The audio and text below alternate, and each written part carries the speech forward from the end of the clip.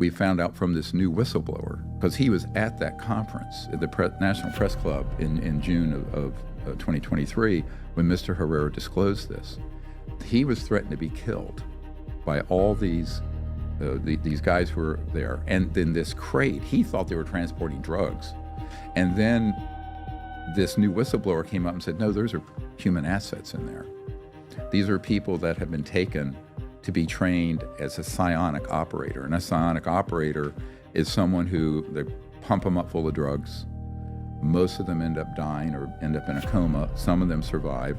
And they're used to use their, what I was talking about before, consciousness and thought to latch onto the guidance systems of a non-human craft. And people say, this sounds like science fiction. Yeah, well, you know, you're not dealing with a Boeing 777. You're dealing with civilizations hundreds of thousands of years more advanced with technologies commensurate to having socially, spiritually, and technologically evolved for that long and not blown themselves up. Certain elements of the United States government wanted to keep it secret even from their political leaders.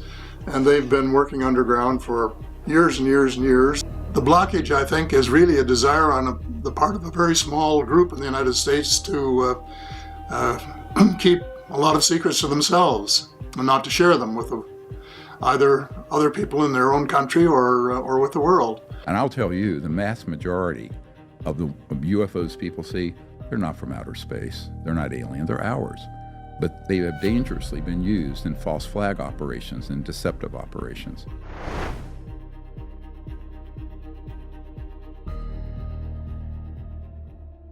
I'm very honored today to be in Toronto, Canada, May 7th, 2010, to interview the Honorable Paul Hellyer. It's been a pleasure to return to Canada after my 2005 interview with Paul, when he talked about several controversial issues, one being the UFO question and the lack of transparency in the government cover-up. But today we are very honored because Paul has written 2 books, and we're going to discuss them on camera, and they are Light at the End of the Tunnel, A Survival Plan for the Human Species, and that's the book that will also encompass the ET UFO question, among other real serious world issues. And Paul's book on A Miracle in Waiting, Economics That Makes Sense. And this book for Paul is a real masterpiece of economics. He's done a great deal of study on this. So these are the 2 books that have just been released, and the debut of these 2 books. And Paul has kindly consented to answer a few questions that all of us have for him. Paul, in 2005 was an important year for you. Several things happened in 2005, the last time I was here. And since we're talking about Light at the End of the Tunnel, the book, was that part of your thinking in 2005 that you would come out with a book? And would you talk a little bit about that year? No, at that time had no idea that I would write this book. It didn't take too long after that to decide that I wanted to write sort of a final book as a legacy. But in 2005, I was still getting over the death of my late wife, Ellen, and sort of living alone, and decided to ask the widow of my best friend ever, Bill Bussiere, if she would consider marrying me. She had been a widow for 10 years, and she said yes. So we planned our wedding for October the 1st, 2005, and that is the year that I really got interested in the extraterrestrial presence and technology.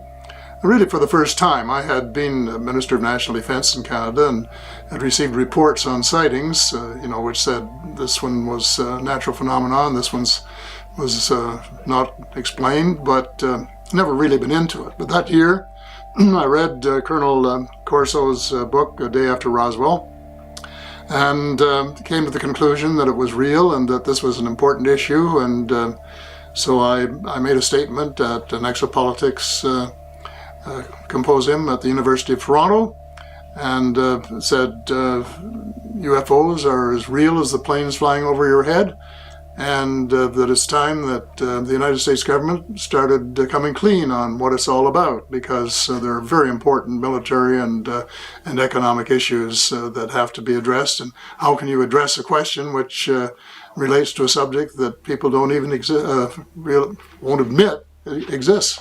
Can we pick up that last question, that last line? Yeah. How can you discuss a question which the United States government doesn't officially recognize as being on the radar? You told me also in an informal conversation that you thought this was going to be a one-shot deal. You thought you were just going to appear, I think it was the University of Toronto, and ask the important questions that you asked and make the important statements that you made, and then all at once, 5 years later, we're still.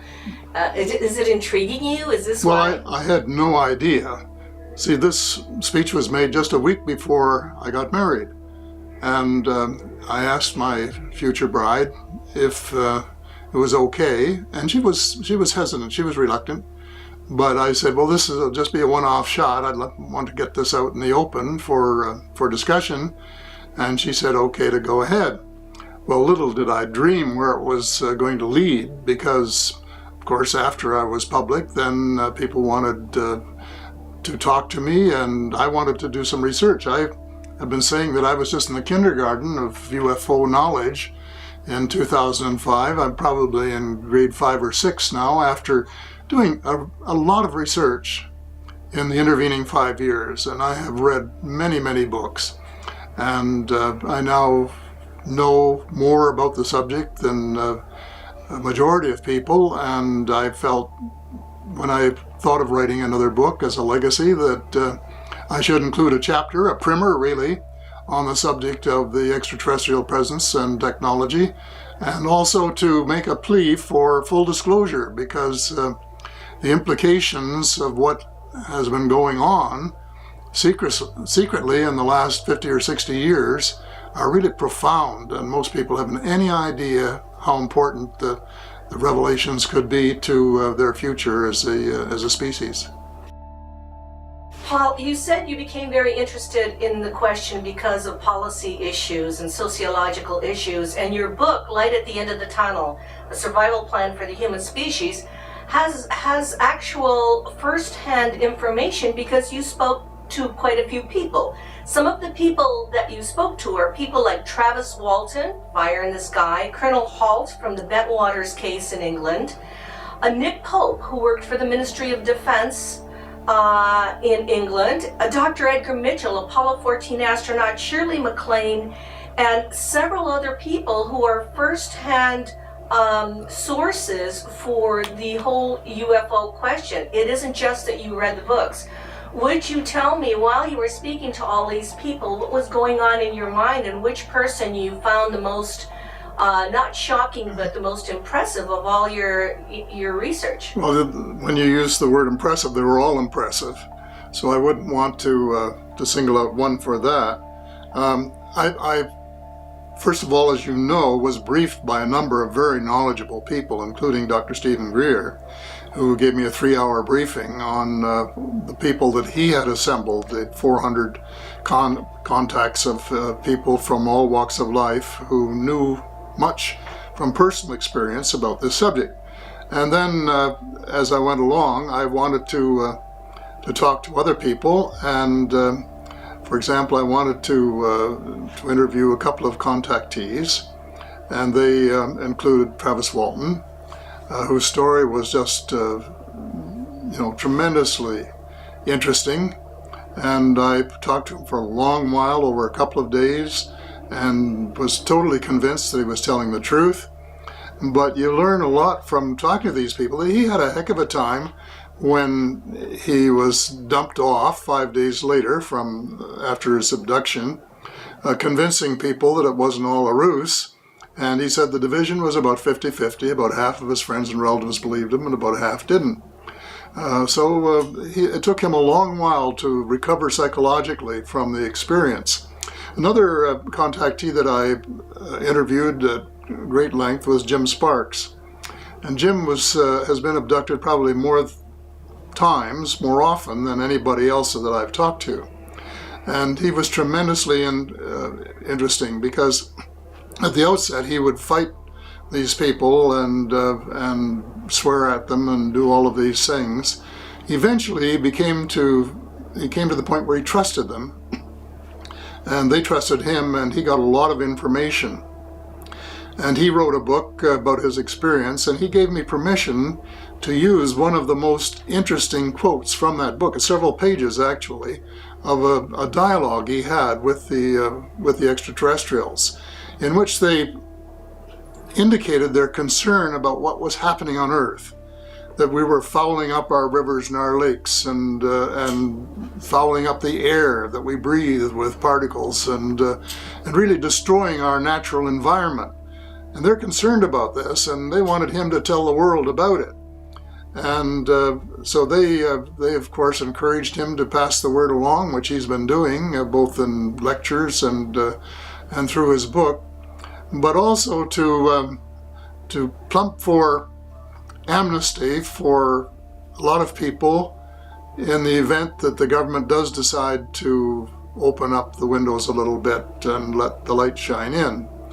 And the reason for that was because some of the people involved in what they call the black operations, the reverse engineering of the technology that came from the crashes and other contact with the extraterrestrials, is so interesting and so secret that certain elements of the United States government wanted to keep it secret even from their political leaders. And they've been working underground for years and years and years, and heaven only knows what they've accomplished, but in my opinion, it would be a very great deal. And certainly one of the things that I want to know is whether in fact they have developed exotic fuels like zero-point energy and cold fusion, as some people who have worked there have indicated that they have, because this is the way that we could transform our world in a time frame of maybe 10 years or so, and save it from global warming. And of course, the other thing I say in the book is that even if that is not true, that the extraterrestrials would give us that technology if we asked them to, because they want us to save our world as a habitable place for ourselves and for their visits. These are some very incredible witnesses, and Stephen Greer, you mentioned the Disclosure Project of 2009, where he has military people, apart from military intelligence people who are involved. So this is a real cover-up. It's not something we're inventing, and it's very complicated, Paul, isn't it? Because the United States government still has not admitted that Roswell was real. We're still at a mogul balloon with crash test dummies. You know, they're still maintaining the fantasy that it was a balloon, and it's, and so many people know that that's a lie. Okay, can I cut here? If you have to kind of repeat the information in her question, otherwise people don't know you're talking about Roswell. Oh. So he was talking, but he didn't mention Roswell, so we don't know. Okay, so what'll happen is you will keep my question in there, right? If you want, but I have the mic on him. I'm picking it up, but it's we can do it however you want. Okay, just say in the Roswell incident, you're correct. Okay, camera's rolling. In the case of the Roswell crash, for example, they still claim that it didn't happen. But there were witnesses of all kinds who say it did, and the cover-up was in fact a lie, and that's what I call it in my book. And they started working on reverse engineering immediately after that, and had some of the best brains in the United States working on it, and have had ever since. So the distance they have come in 60 years or more is I'm sure, incredible. And that they have developed probably spaceships, and they have probably developed exotic fuels, and there are all sorts of things that the United States people and the people of the world have a right to know about. And that's the reason that we should never give up until there is full disclosure. But this has to be done by Congress. This has to be done by the people who have been funding them without knowing what they were funding. because it's not something that one person would want to undertake on their own, say the president, for example, because I think it's just too dangerous. But then once they decide to go this route, they should grant an amnesty, as Jim Sparks suggested after talking to the extraterrestrials, so that people will be able to talk honestly under oath and not fear the consequences if they have committed some sort of major or minor crime in the course of their careers. Now, the Edgar Mitchell, Apollo 14 astronaut, has gone before the Washington Press Club and said Roswell was real, that he was briefed, plus the fact that we had the 2001 disclosure project in Washington, D.C., all those witnesses that Stephen Greer brought together. We couldn't have more witnesses. What do you think is the blockage for full disclosure? And because other countries have come out with the fact that there is a UFO presence and that there are documents and there are sightings. Other countries have done it. What do you think is the blockage? Well, the blockage, I think, is really a desire on the part of a very small group in the United States to keep a lot of secrets to themselves and not to share them with either other people in their own country or with the world. And why they're doing this, whether there's a financial advantage to the United States or financial advantage to the oil industry, for example, of keeping the existence of exotic fuels a secret, I can't say for sure. But I'm pretty sure that there's somebody that's benefiting or think that they're benefiting from the power or the advantage, monetary advantage, of maintaining this exclusive little club that they've got, which knows a lot of things that the rest of us don't know. Do you look at the whole extraterrestrial question as a benign question? Because people that are in the know are in two camps, good and bad, or evil and good extraterrestrial presence. How do you look at it? Is it not so that if it were not benign in some way, they may have done something to us long ago when we invented the atom bomb? Yeah, I think they're benign, but there, as you well know, several species that we know about.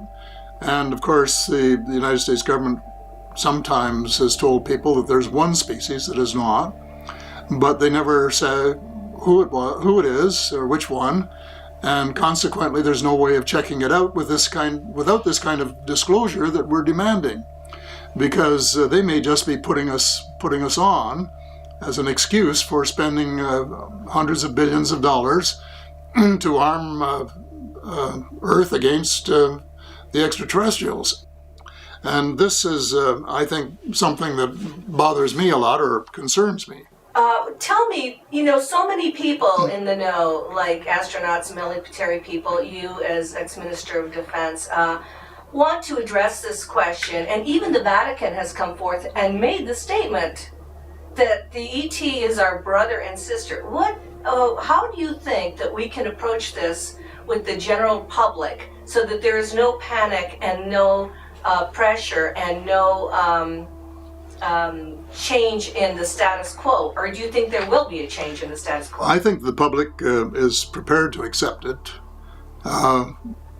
Certainly if it is revealed in layers and not all in one fell swoop, because it takes getting used to. I went through this too. You start out knowing a little bit and saying, well, this is fine, and these people are benign, and they've got a lot to teach us. And one of the things that comes through loud and clear from all the research that I've done, that they are in fact more spiritual than we are, that we're less spiritually advanced than they are. And so we should look at them not as enemy, but as brothers and sisters, and try and work with them for our own benefit and theirs as well. But I think, you've have talked to a lot of people who realize that at some stage this UFO file was turned over to industry, and the U.S. government lost control of it. And ever since then, and it's a long time back, it goes right back to Eisenhower's day, and this was the reason he was so concerned about the military-industrial complex. He said that we should beware of them and keep an eye on them, because they would do things that were in their interests and not necessarily in our interests. And this, I believe, is exactly what has happened. That a small group of people benefit from this aura of fear. And you know Dr. Carol Rosin, as I do, and she worked with Werner von Braun for some time. And he kept warning her after he sort of mellowed that this industrial military complex had to have an enemy in order to justify such huge military expenditures when people are starving all over the world and dying from lack of medical care and so on. And he said first it will be the communists, and they had a good run at the communists. And then he said it will be the terrorists, and now they're having a good run at the terrorists.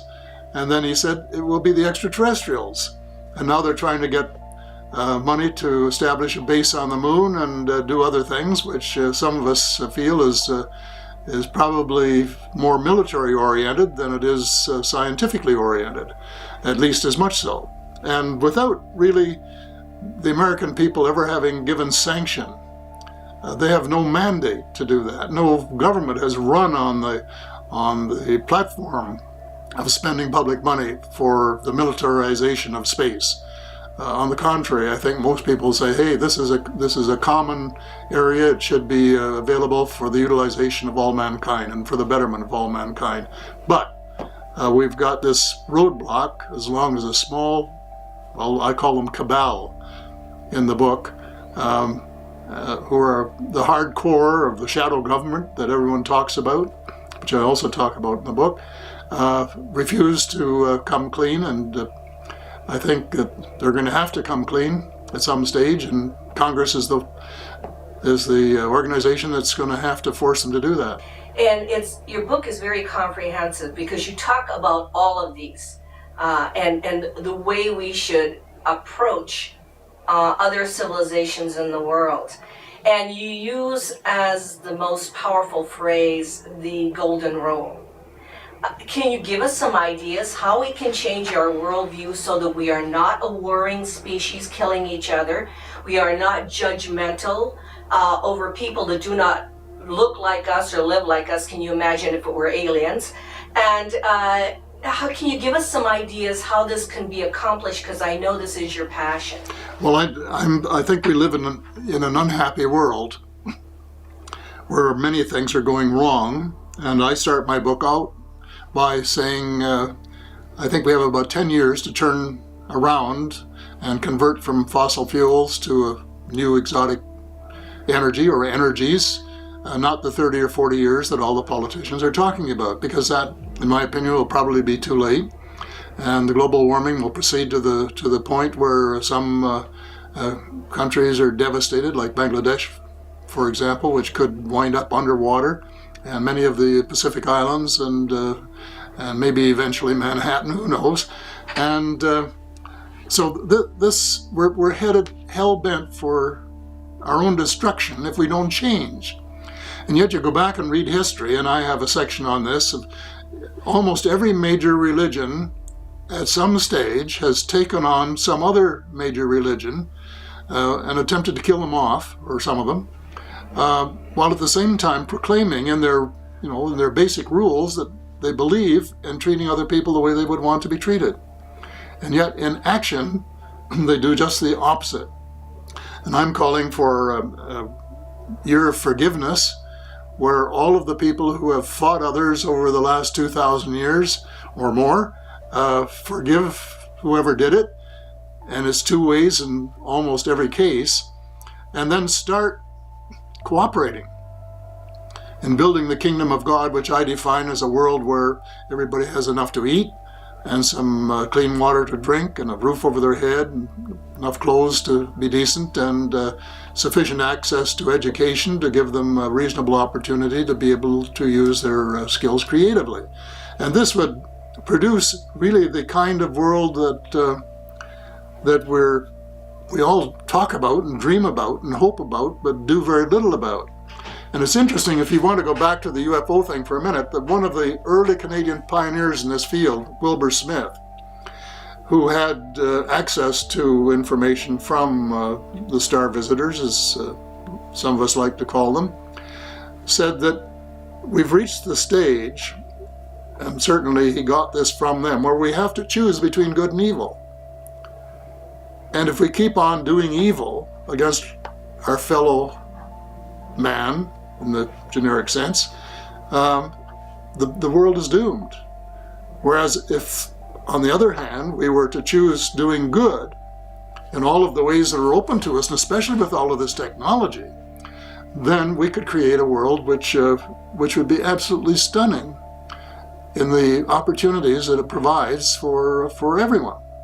So this is the point that we're at, and I think the extraterrestrials are very, very interested in which way we go, whether we go forward, which I would say was the way of cooperation, or whether we just keep on saying, well, my power or my wish to be president of this country or to be the dictator of this country or whatever is such and so strong, and I have such a reason for it that I'll be glad to use armed forces to kill my enemies and lock them up if they get too powerful and so on. In other words, the things that we've been doing and are still continuing to do in many parts of the world. Your book is very, very personal. The area of the exotic alternatives to fossil fuels, the area of world political cooperation using the golden rules, because you tend to put yourself in the other person's moccasins, and the revamping of the planetary monetary system, and transparency in government. Of those things I mentioned, can you talk to me about the one issue that's near and dear to your heart, and finally tell us how maybe we could fix it? Well, the issue that is most urgent at the moment is changing the world monetary system, the banking system. And this is a long story, and I know you don't want to spend a lot of time on it, but it is critically important. The banking system that we have is, to put it bluntly, legalized fraud, to put it in bold terms. And we have to change it for the benefit of all. There are many things in my book that you will know from having read it, where I talk about the world being run by a very small group of elite people who are immensely wealthy and who want to stay that way. They want to have the stranglehold on the resources and the wealth of the world. And so they have introduced globalization, which really hasn't benefited anybody except them in a tangible way. And they want to keep a banking system which has brought more than 25 recessions and depressions in the United States in the last 120 years. And now, after one of the most serious meltdowns, the most serious meltdown since the Great Depression, they're pretending that they're fixing the system when they're not. It's just a pretense. And they're pretending to slap the hands of the bankers who are responsible for it, and it is just a tap in the hand. It's like finding a prostitute $20 for being on the street, knowing that she's going to go back out the next night and earn more than that. And the banks are doing exactly the same thing. They're just laughing all the way to their balls. So this is a profound area. Maybe it might be interesting if I could just go through a bit of the history in maybe 3 or 4 minutes or 5. I just go back to the time when King William was fighting a war and ran out of money. Somebody said, well, one way to get some more money is to start a bank. So he got the rich people of England to subscribe £1,200,000 in gold and silver and lend it all to the government at 8%, which is a pretty high interest rate for a government guaranteed loan. But that's the way things go. And then, to show their gratitude, the government allowed the bank to print another £1,200,000 in banknotes and lend it to their friends at high interest rates. So in other words, they were allowed to lend the same money twice. Well, then over the years, through the greed of the bankers and the cooperation, use a polite word, of politicians, that ratio has increased dramatically. In the early years of the 20th century, the federal banks in the United States had to have a gold reserve of 25%, which meant that they could lend the same money 4 times. In my early years in Canada, they had to have a cash reserve of 8%, which meant they could lend the same money 12.5 times. And today, with this new system of capital adequacy, which isn't really adequacy at all, it should be capital inadequacy, they are lending the same money 20 times and collecting interest on it each time. Now that is just legalized fraud. And the fact that a tiny minority of rich people can get away with it, I think is a disgrace. So I've been saying we have to reduce that ratio of 20 to 1 to, say, 3 to 1, and reduce the amount of the proportion of money that banks create from nearly a monopoly to, I'm suggesting, 2/3, so that governments who own the patent on behalf of the people can print 1/3 of the money, 34% is the figure that I use in the book, and use that to balance their budgets and pay for health care and pay for the transition from an oil economy to something that would save the world from global warming, and do other things that are essential, like providing basic food and shelter for people all over the world and giving the poor people a bit of a break. So this is what's got to happen. And I hope it happens sooner rather than later, because if it doesn't, then what is going to happen is that we'll go for another 5 or 10 or 15 years and have another meltdown. And a few more million people will lose their jobs and their houses and their businesses. And the thing goes on and on until somebody really does something about it. And it's going to take a lot of guts to stand up to the banking industry, because they're a tough bunch and they would spend billions to keep this from happening. But at the same time, it would be the greatest service to mankind that any leader or group of leaders could do. And I just hope and pray that they will get at it, try and understand how the system works, which very few people do, but which you can learn in a few hours, and then make the change and give the world a break. You have said in the beginning of the book that we are hell-bent on destruction, and you have also delineated a lot of the crisis in the planet, including the UFO cover-up and the economic problem and the spiritual problem that we do not accept each other and are still warring about this. If you were to give a message to the young people, a legacy that you wanted to leave, something that would help them change the status quo and enter this new world as you and I look at it, what would be your advice on a very basic level? My advice to the young people of the world would be, it has to start with individuals. I used to describe this sort of thing like a beach. If the majority of the grains of sand on the beach are clean, it will look beautiful, golden, and be very hospitable.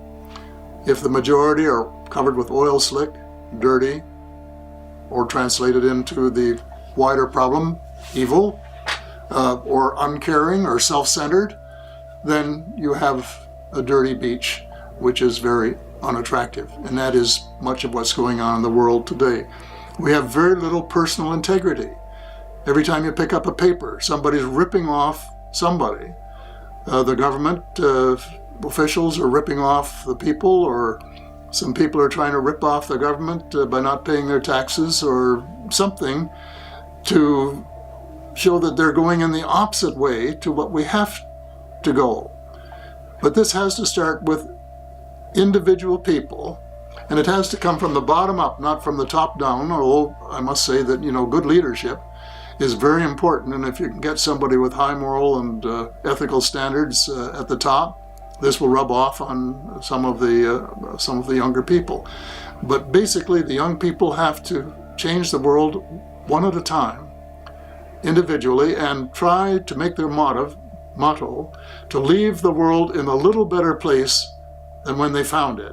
And if everyone does that, they'll plant a tree or two, or pick up a can or two, or do whatever is necessary, donate $1 or $2 for somebody else that's in worse situation than they are. And then, if enough people do that, they will then put the political pressure on the leaders to make the macro changes that are essential to change the monetary system and to stop global warming and to do the other things that have to be done to, in effect, save the world. If you enjoyed this video, make sure to check out the next one right here on the Best of Dr. Stephen Greer.